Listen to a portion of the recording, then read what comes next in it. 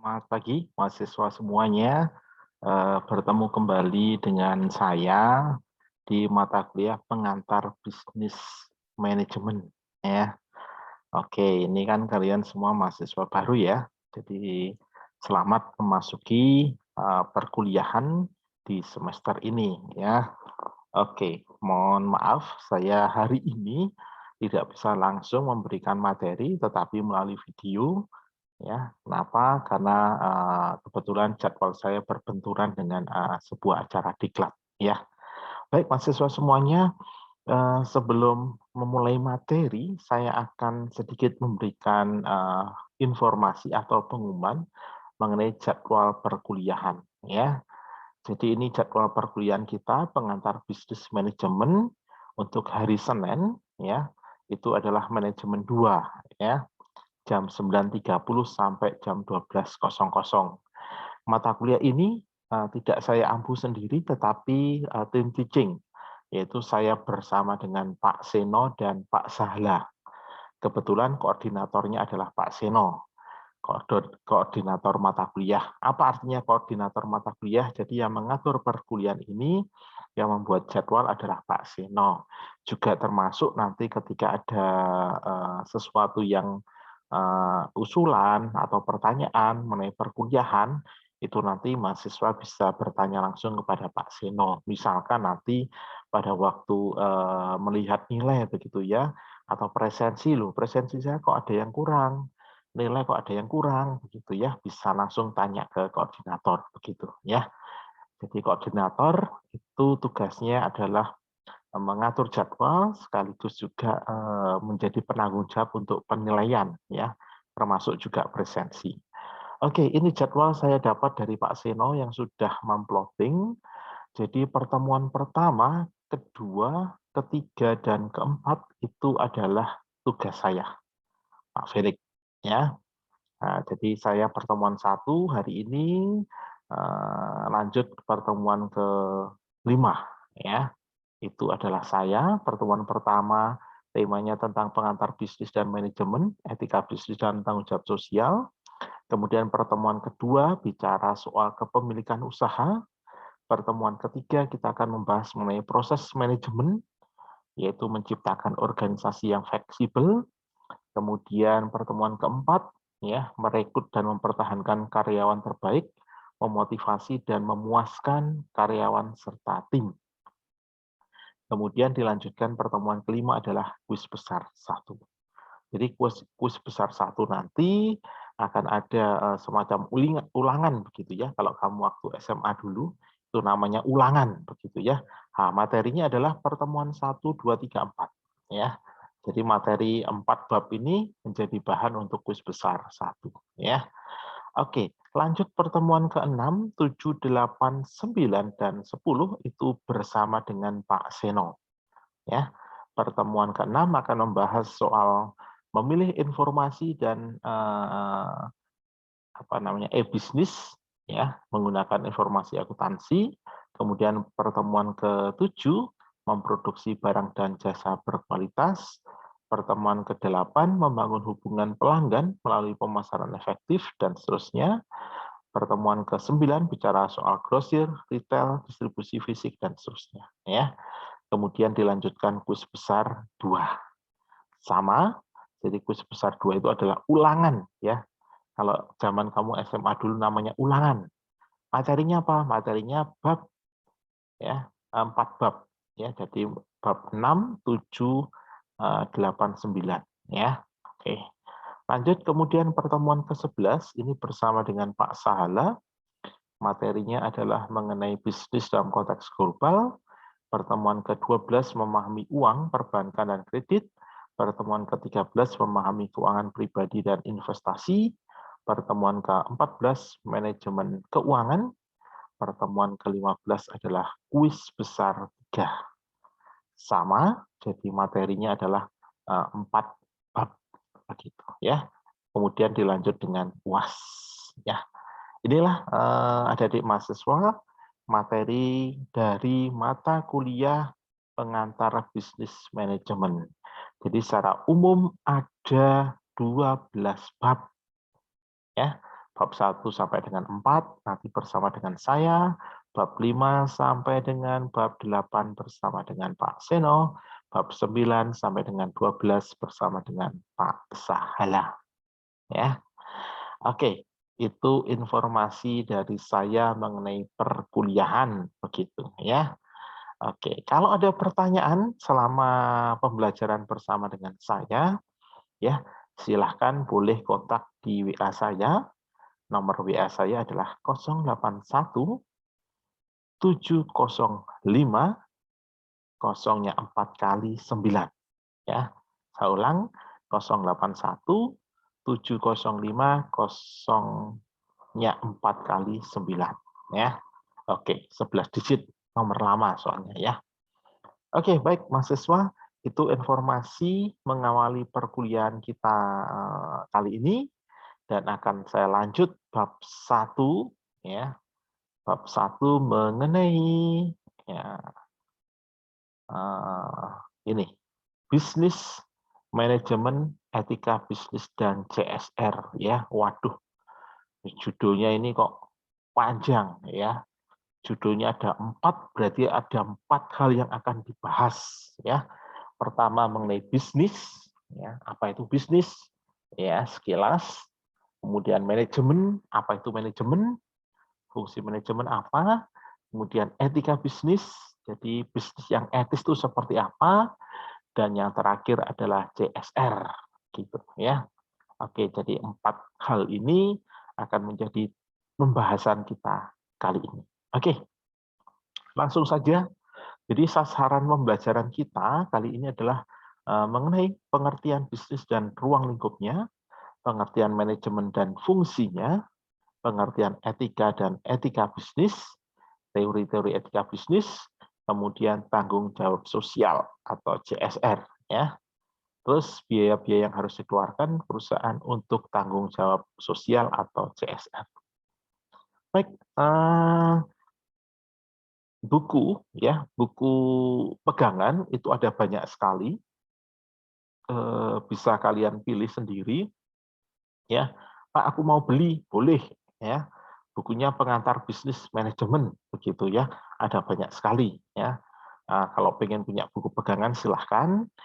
Untuk saya, Pak Seno dan Pak Sahala, bukunya itu dari berbagai macam buku ya. Nanti silahkan dilihat dari 12 bab tadi yang sudah saya jelaskan. Coba paling banyak ada di buku mana, silahkan boleh kalian pakai itu ya. Kalau Pak, aku nggak beli, boleh ya. Kalau beli sangat bagus, artinya kalian punya pegangan ya. Pak, saya mau yang model apa namanya soft file, boleh juga ya. Intinya kalian harus punya buku pegangan selain materi dari dosen. Ya. Oke, pertama mengenai definisi bisnis ya.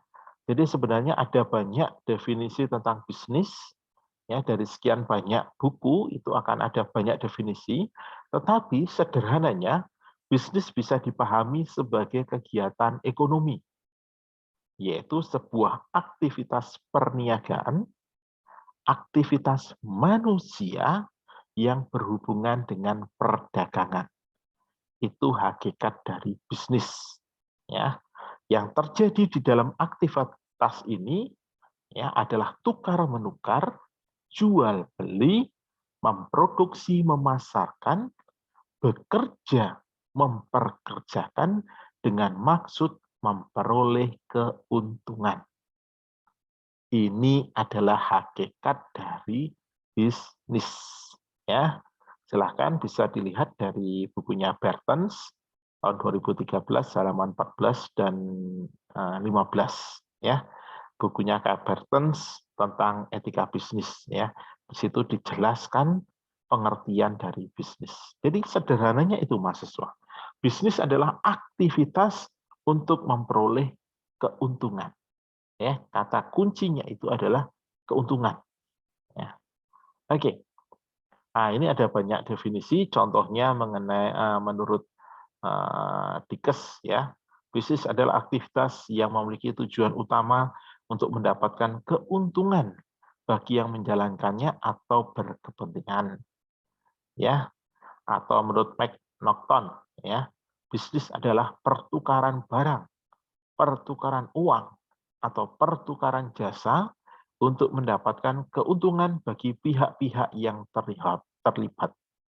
Ya, dari dua definisi ini saja kita bisa melihat, ya, kata kuncinya, yaitu apa?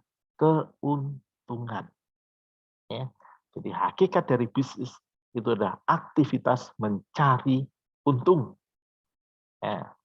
Oke, pada umumnya orang mendefinisikan bisnis sebagai upaya terorganisasi, ya, individu-individu dalam memproduksi dan menjual untuk mendapatkan keuntungan, ya, baik itu dari produk, barang dan jasa yang memenuhi kebutuhan masyarakat.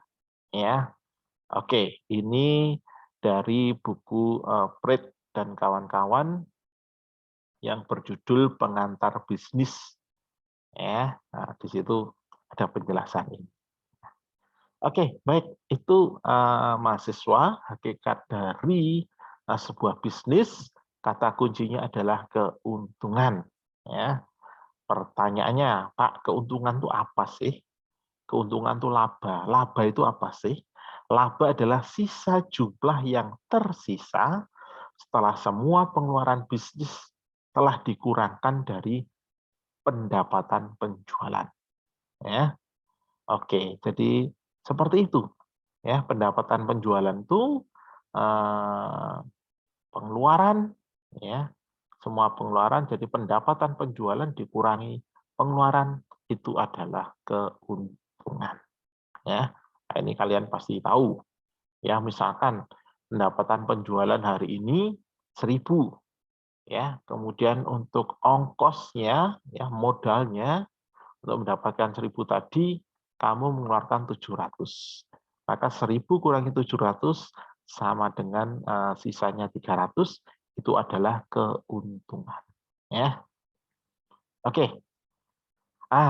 Yang perlu dicatat dalam sebuah bisnis itu adalah instrumen dari bisnis, yaitu apa? Sumber daya bisnis. Ya.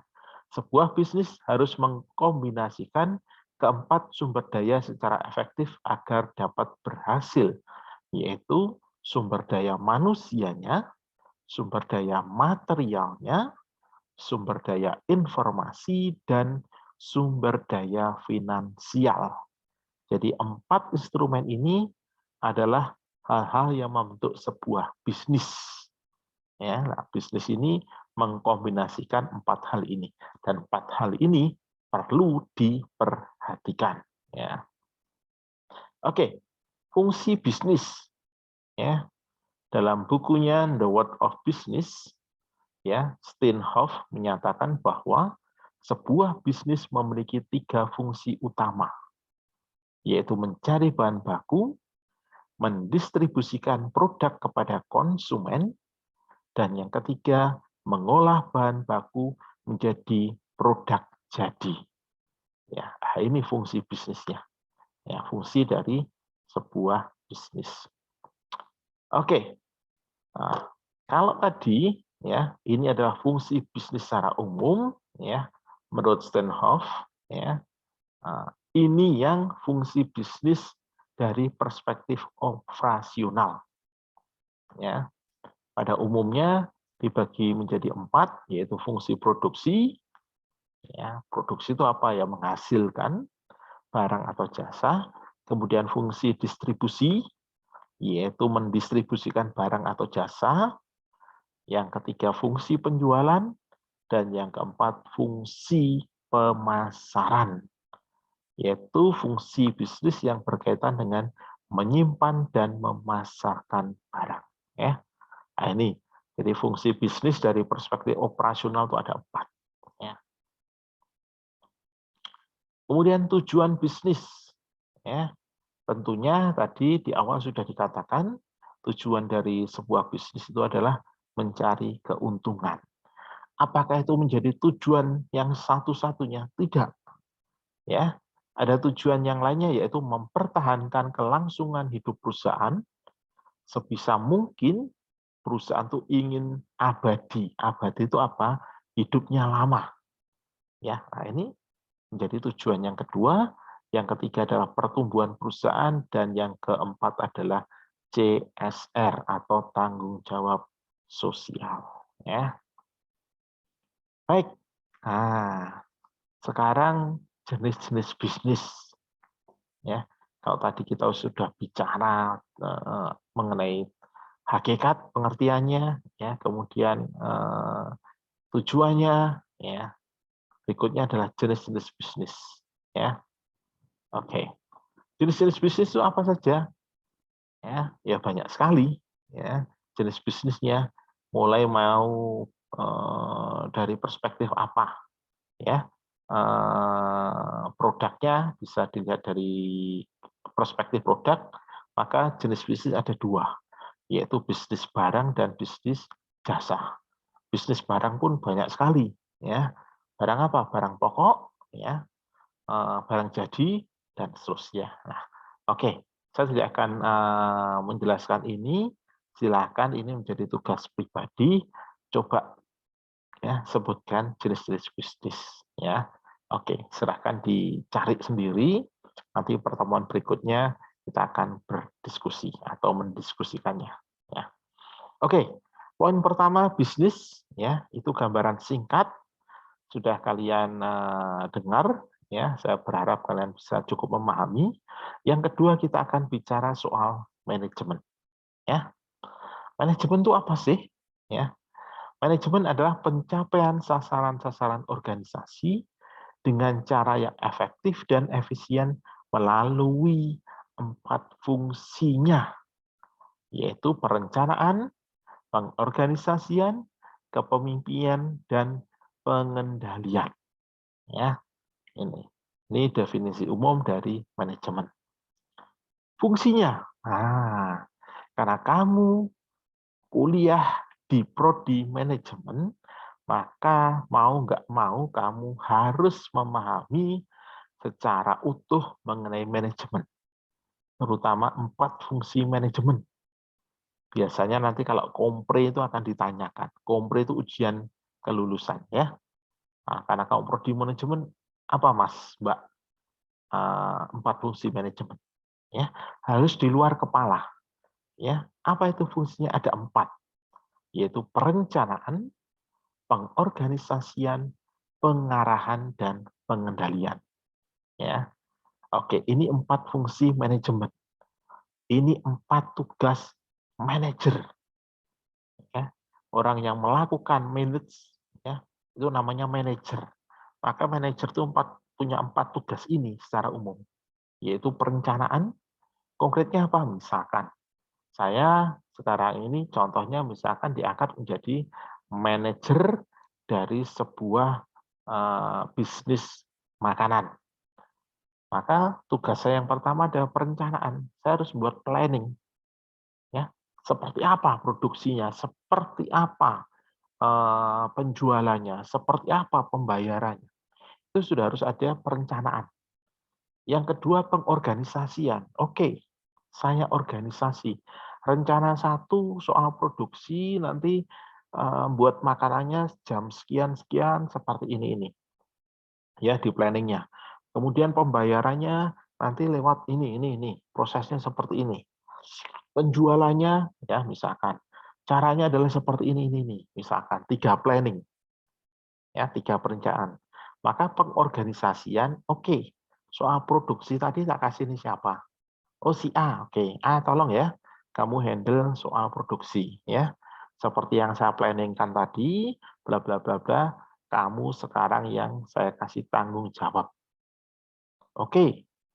Berikutnya adalah tadi bicara soal pembayaran, soal keuangan. Oke, saya minta si B. Si B, tolong ya kamu handle. Si C bicara soal pemasaran, penjualannya. Oke, C kamu yang tanggung jawab ya. Nah, pengorganisasian itu adalah bagaimana planning itu diimplementasikan. Ya, lewat si A, si B, si C. Nah, itu contoh konkret pengorganisasian. Kalau pengarahan, artinya apa? Saya sebagai manajer itu membantu mengawasi, melihat, ya mengarahkan si A. Si A, loh planningku tuh loh, produksinya jam 8, kok kamu jam 9 baru produksi. Jangan gitu ya, tidak sesuai planning. Nah, itu pengarahan. Si B juga gitu, soal keuangan. Gimana sih kamu itu? Ya, laporan keuangan kan sudah tak jelaskan. Planning saya kan transaksinya harus lewat ini. Nah, itu ya. Atau si C, bagian marketing dan penjualan, ya, distribusi dan penjualan. Kamu gimana sih? Ya, laporan penjualannya kok seperti ini. Nah, itu pengarahan. Yang terakhir adalah pengendalian atau kontrol. Jadi ketika sudah planning itu diimplementasikan, diarahkan, sekarang dilihat benar enggak? Nah, itu namanya controlling. Ya, nah ini 4 fungsi ini harus kalian pahami. Ya, oke. Nah, itu tadi yang saya jelaskan ada di sini. Silahkan dibaca sendiri.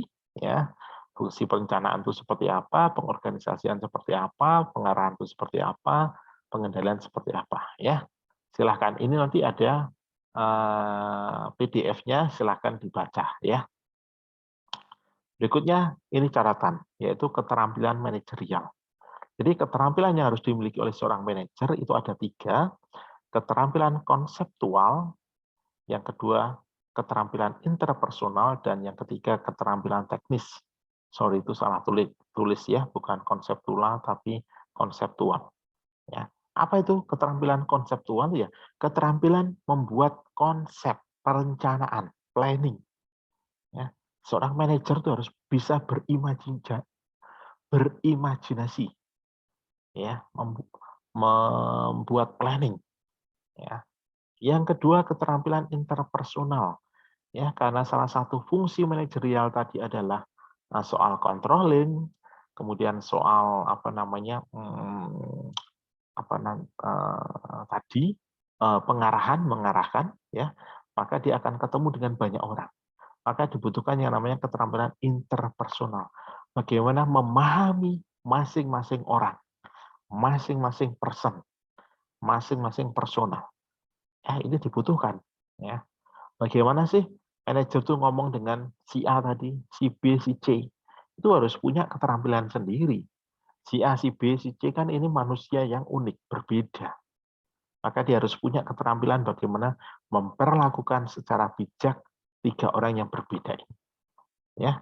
Yang ketiga adalah keterampilan teknis. Contohnya misalkan tadi soal produksi. Begini loh cara membuat makanannya, dia tuh harus tahu.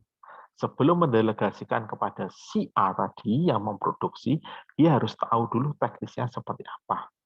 Ya, termasuk laporan keuangan begitu ya. Bagaimana dia bisa controlling ya kalau dia tidak tahu, maka itu harus tahu dulu teknisnya gimana sih membuat laporan keuangan, teknisnya seperti apa sih menjual barang itu ya. Oke. Ini 3 keterampilan manajerial. Nah, ini pertanyaan aja untuk kalian dalami sendiri.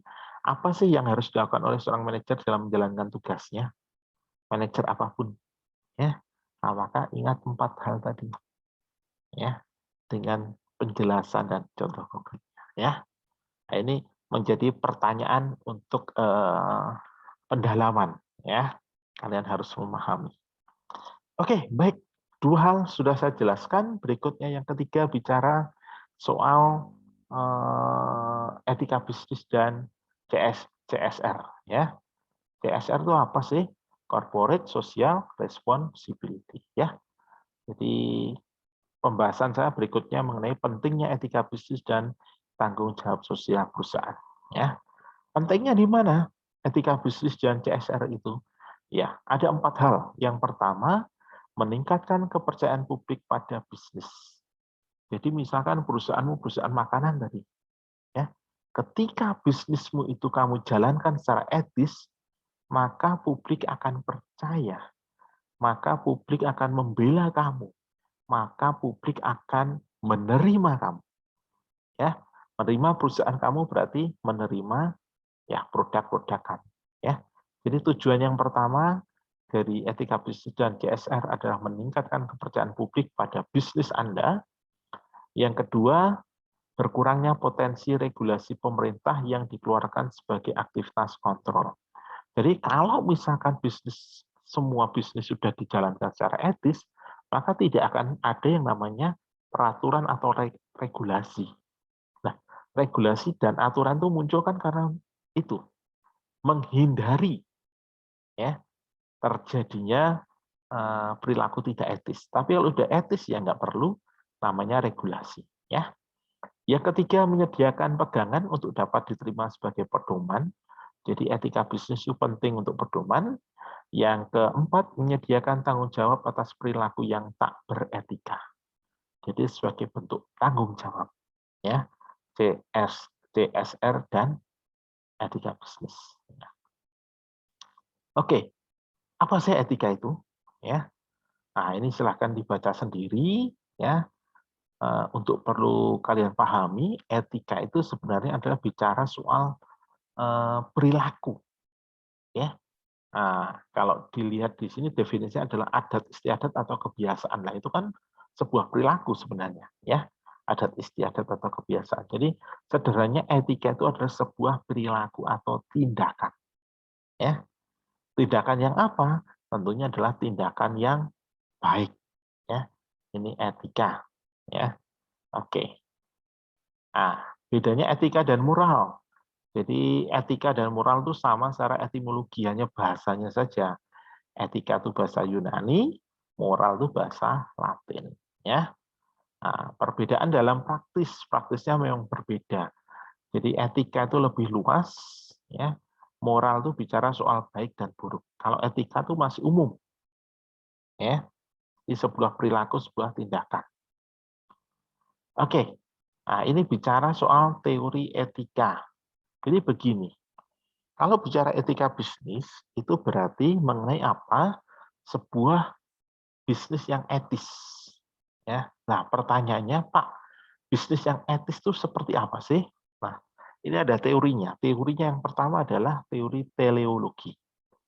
Ya. Jadi sederhananya begini adik-adik. Sebuah bisnis itu dikatakan baik ketika tujuannya adalah baik.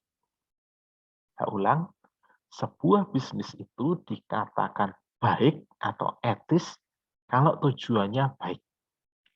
Dan ini dibagi dua alirannya, yaitu egoisme etis dan utilitarianisme. Ya.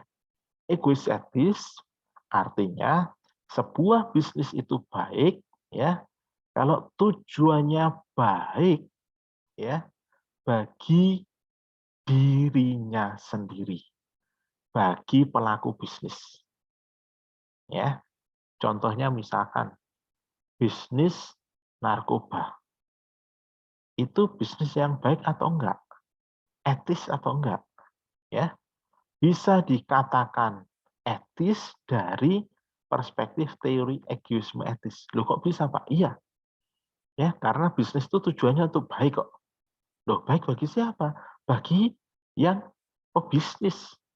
Ya, untuk keuntungan dirinya kan baik untuk dirinya. Nah, ini namanya egoisme etis. Ya. Nah, teori yang kedua itu adalah utilitarianisme.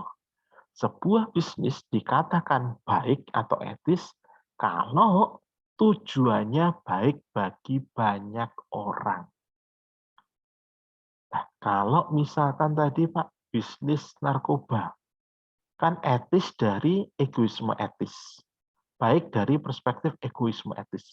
Dari teori utilitarianisme etis atau enggak? Enggak. Loh kok bisa? Iya.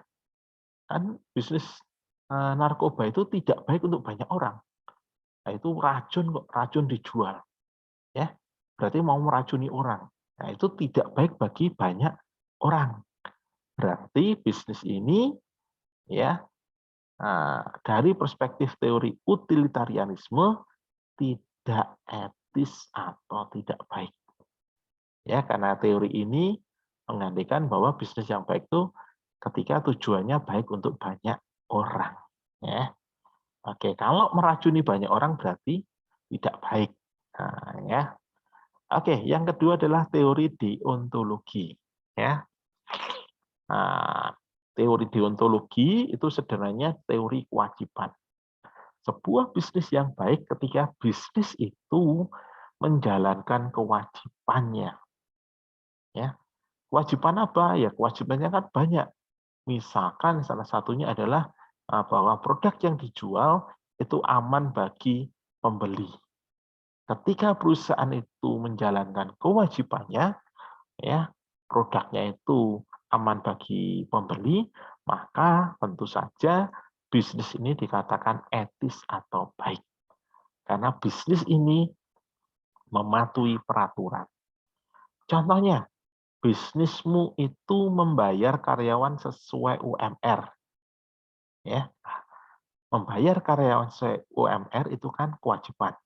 Undang-undang mengatakan seperti itu. Maka ketika bisnis kamu dalam berbisnis, kamu menggaji karyawanmu sesuai UMR, maka berarti bisnismu itu adalah etis atau baik. Ya, oke. Yang ketiga teori hak. Jadi ini gandeng sebenarnya kewajiban dan hak. Ketika bisnis kamu tadi mematuhi kewajiban, contohnya adalah kewajiban membayar karyawan, mengupahi karyawan, maka ketika kamu menjalankan kewajiban itu sekaligus sebenarnya kamu memberikan hak karyawan. Ya, jadi ini gandeng. Ya, biasanya bisnis yang dikatakan etis dari perspektif kewajiban sekaligus dia juga baik dari perspektif hak. Ya, oke. Yang terakhir adalah teori keutamaan. Jadi sederhananya bisnis yang baik itu adalah bisnis yang mengimplementasikan keutamaan. Keutamaan itu apa sih? Keutamaan itu adalah kebajikan, kebaikan. Ya, ketika bisnis kamu menjalankan banyak kewajiban, banyak kebaikan, maka bisnis kamu disebut etis dari kacamata teori keutamaan. Ya, baik itu apa? Banyak sekali. Ya, jadi definisi baik ya, keutamaan atau kebaikan itu banyak sekali. Contohnya keadilan, ya, ya, contohnya keadilan dan seterusnya. Ya, kejujuran, kepercayaan, keuletan dan seterusnya. Ya, oke. Silahkan nanti dibaca sendiri. Oke, berikutnya mengenai CSR. Apa itu? Corporate Social Responsibility atau tanggung jawab sosial perusahaan. Itu adalah konsep bahwa perusahaan memiliki tanggung jawab terhadap seluruh pemangku kepentingan. Jadi ini prinsip CSR itu adalah sebuah konsep, ya, suatu konsep yang menegaskan bahwa perusahaan itu memiliki tanggung jawab terhadap seluruh pemangku kepentingan, entah itu konsumen, pembeli, pekerja, karyawan, pemegang saham, kreditor, komunitas, dan lingkungan sekitar.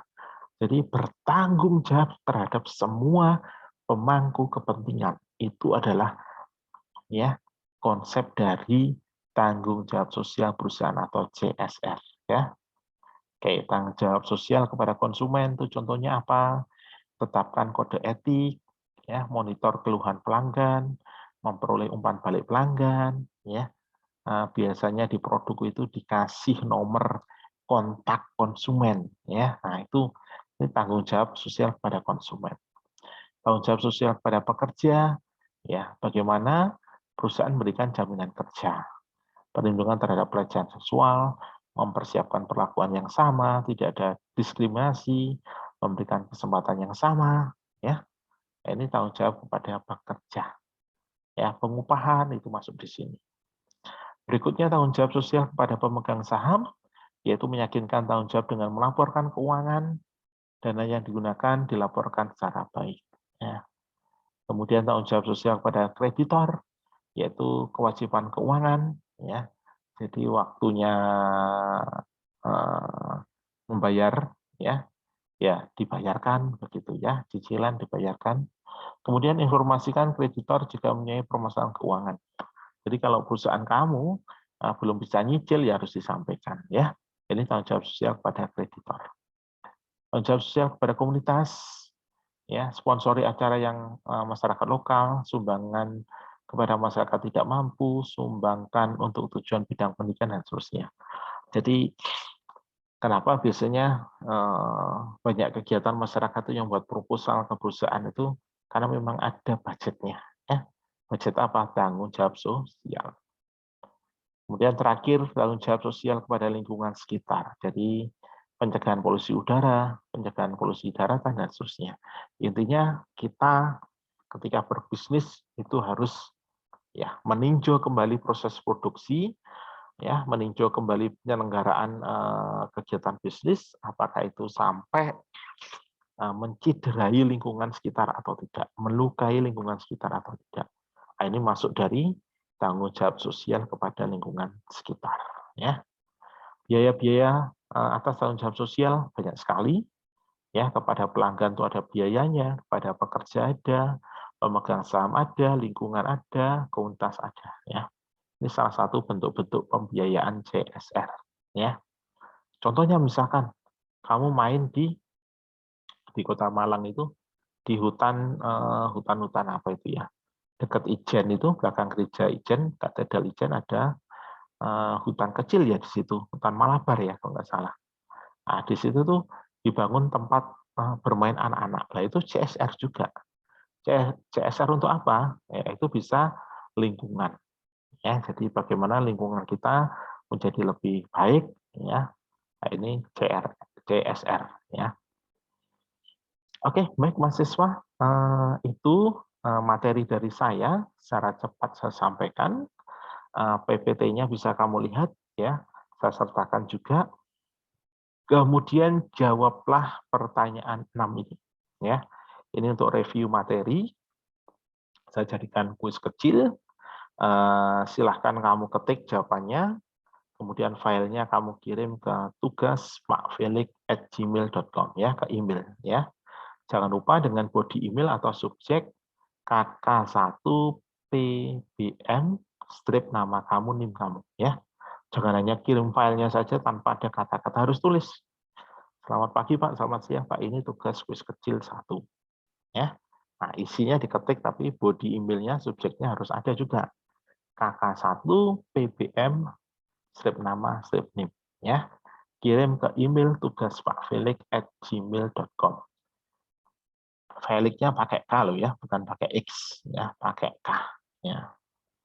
Oke, baik adik-adik mahasiswa semuanya, ini pertemuan pertama untuk kalian semua. Terima kasih sudah mendengarkan dengan baik ya. Kalau serasa penyampaian saya terlalu cepat, silakan bisa dilihat di PDF-nya ya. Itu saja dari saya. Terima kasih dan tetap semangat.